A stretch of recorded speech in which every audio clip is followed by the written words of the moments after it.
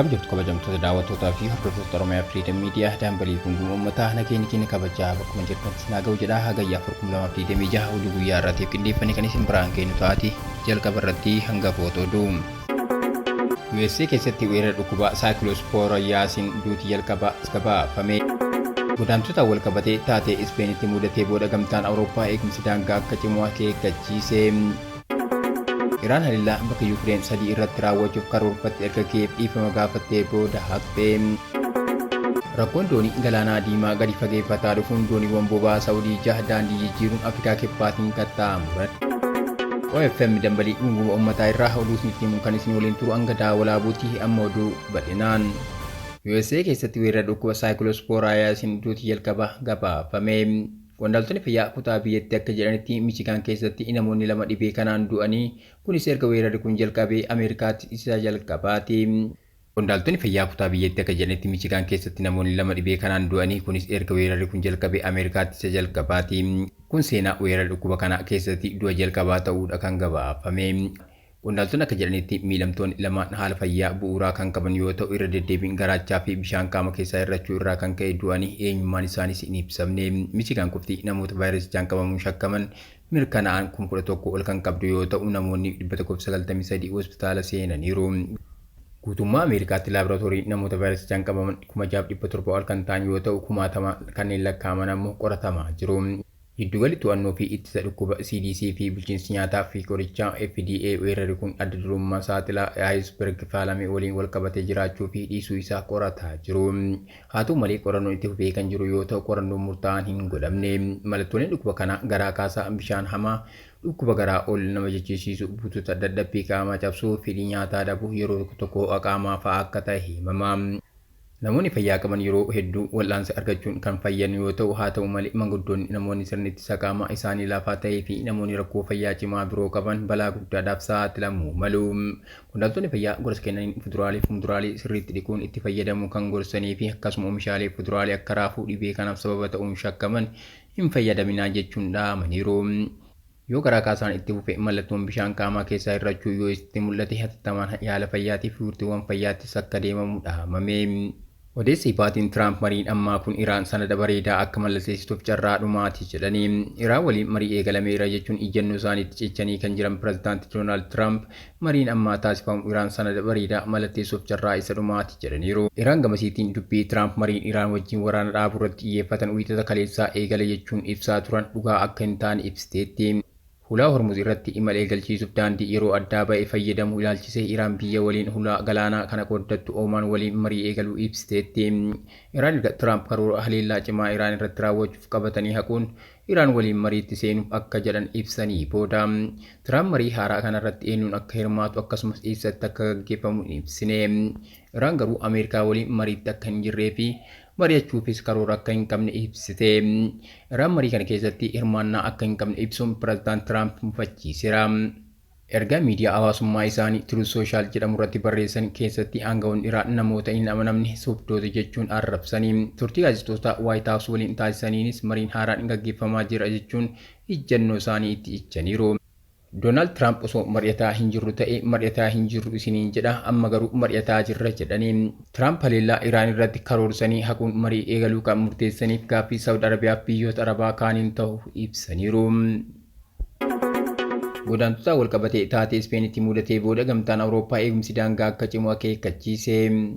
Pirezidaantiin Komishinii Gamtaa Awurooppaa Ursula von der Leyen erga torbee darbee godaantonni 10,000 lakkaa'aman Morokoo irraan gara daangaa Ispeen ce'anii booda eegumsa daangaa irratti biyyoonni Awurooppaa gamtaan tarkaanfii fudhachuu akka qaban waamicha dhiyeessanii. Pirezidaantiin Komishinii Gamtaa Awurooppaa Ursula von der Leyen erga torbee darbee godaantonni 10,000 lakkaa'aman Morokoo irraan gara daangaa Ispeen ce'anii booda eegumsa daangaa irratti biyyoonni Awurooppaa gamtaan tarkaanfii fudhachuu akka qaban waamicha dhiyeessanii. Ispeen godaantonni 69,500 ta'an gara Morokootti deebifamuu ibsite. Lakkoofsi godaantota balaa kana daangaa Ispeen keessatti du'anii 72 kan Morokoo keessatti du'an ammoo 11 ga'eera. Baay'inni namoota tuuta godaantota Morokoo irraa gara naannoo bulchiinsa Ispeen seeraan ala kan taate Seewutaatti yaaluuf yaalii taasisanii dhumanii reeffi namoota 5 dabalataan gaarreen Afrikaa kaabaa irratti argamuu isaatiin wal qabatee yoo xiqqaate lakkoofsi namoota taatee kanaan du'anii 72 irra ga'uu isaa qondaaltonni beeksisanii.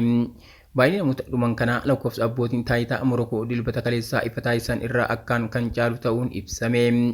Namoonni 50,000 caala lafaa fi galaana gara Seewutaatti kan qajeelan yoo ta'u, dambaliin tuuta godaantotaa kun kan kamisa darbe daangaa lafa gamtaa Awurooppaa Afrikaa waliin qabu keessaa isa tokko irratti kan mul'atee fi miira yaaddoo naannichatti kan uumedha. Namoonni 48 caalan sa'aatii 48 keessatti gara Morokootti kan deebi'an yoo ta'u, warreen hafanis dhuma torbanitti deebi'uu isaanii abbootiin taayitaa Ispeen beeksisaniiru. Bakka bu'aa mootummaa Ispeen Seewutaa keessaa Miguel Angel Priz dilbata kaleessaa gaazexeessitootaaf akka ibsanitti namoota 72 dhumaniin alatti namoonni 1,000 caalan tajaajila fayyaa argataniiru. Ministeeronni dhimma biyya keessaa biyyoota gamtaa Awurooppaa dhimma kanarratti har'a mari'achuuf jedhu.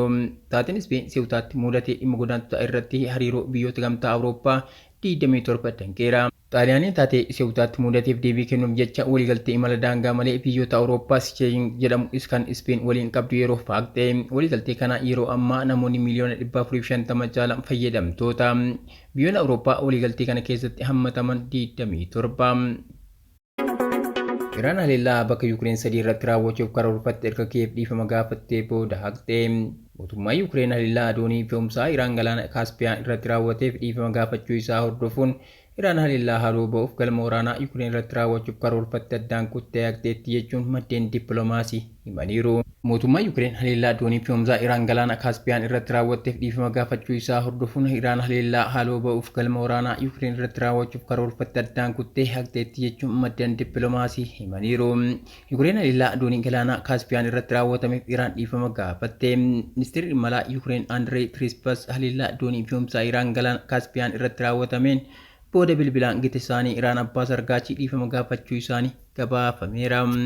Ministeerri Teepiraas haleellaan kun itti yaadame kan raawwatame akka hin taanee fi dogongora teeknikaatiin kan uumame ta'uu marii kana irratti ibsaniiru. Kaayyoon haleellaa kanaa doonii daldalaa siviilii haleeluuf yaadne hin turre. Yuukireen waldhabdee Teheraan waliin jiru daran hammeessuu akka hin barbaanne ibsuun taatee mudateef dhiifama gaafatteetti.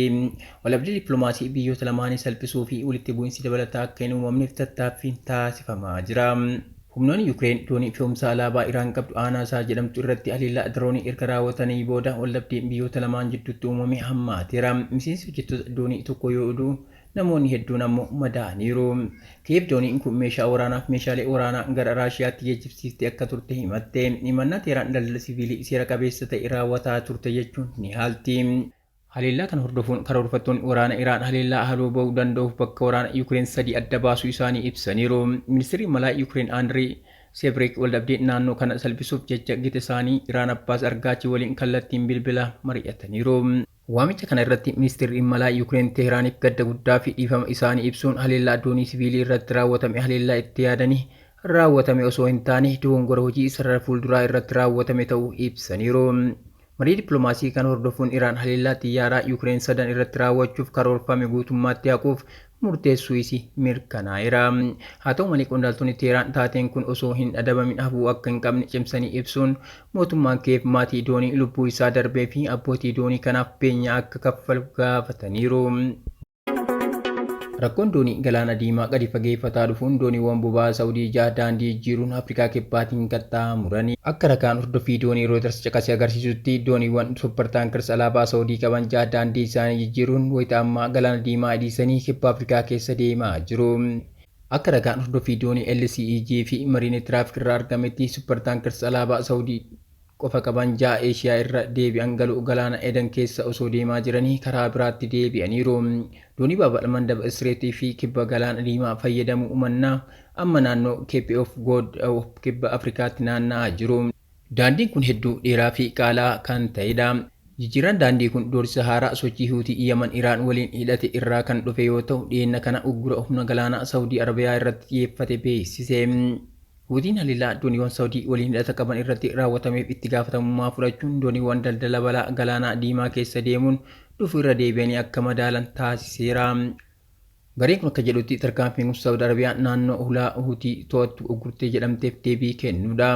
Suppertaankers ja'an kunneen bakka Baab Almandab cheekpooint keessa darbuu dhiisanii Cape of Good Hope naanneffamuu isaanii dura qarqara baha Afrikaatiin gara kibbaatti deemaa jiru.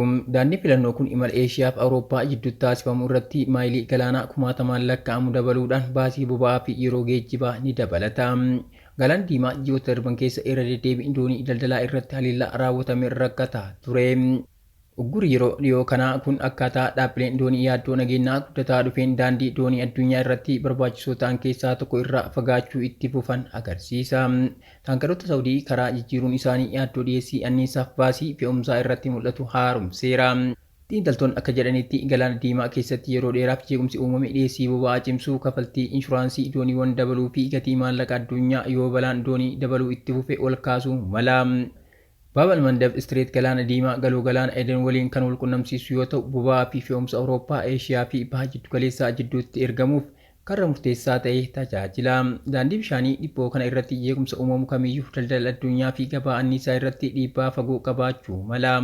Huutiin hojii galaanaa isaanii erga babal'isanii booda doonii daldalaa qormaata nageenyaa dabalaa dhufe mudataa jira. Balaan yeroo dhiyootti fe'umsa Saawudii irratti mudate akka agarsiisutti waldhabdeen naannoo kanaa daandii daldalaa idil addunyaa fi sochii taankaroota jeequu danda'eera. Dhaabbileen doonii fi boba'aa erguun Galaana Diimaa keessa darbuu itti fufuu daandii Afrikaa dheeraa fayyadamuu murteessuu isaanii dura guddina nageenyaa itti dhiyeennaan hordofu jedhamee eegama. Torbanoota dhufan keessatti haala nageenyaa galoo Galaana Edenii fi Baab al-Mandab Istireet irratti baay'ee kan hundaa'u ta'a. Murteessoo Partaankas Saawudii jahan naannoo Afrikaa kibbaatti garagalchuuf murteessan yaaddoo waa'ee Huutii keessatti mul'atu keessatti balaan nageenyaa Galaana Diimaa keessatti guddataa dhufe kan mul'isudha. Tarkaanfiin kun baasii doonii dabaluu, dhiyeessii boba'aa harkisuu fi yoo waldhabdeen itti fufee gabaa anniisaa addunyaa irratti dhiibbaa dabalataa fiduu danda'a. Kabajamtoota daawwattoota keenya tamsaasni keenya akka namoota hedduu bira ga'uuf peejii keenya foloo sheer gochuun akkasuma YouTube chaanaalii keenya subscribe godhuu hin dagatinaa. Oduun guyyaa kanaaf qabannee kanneen turanii waan daawwattaniif galatooma.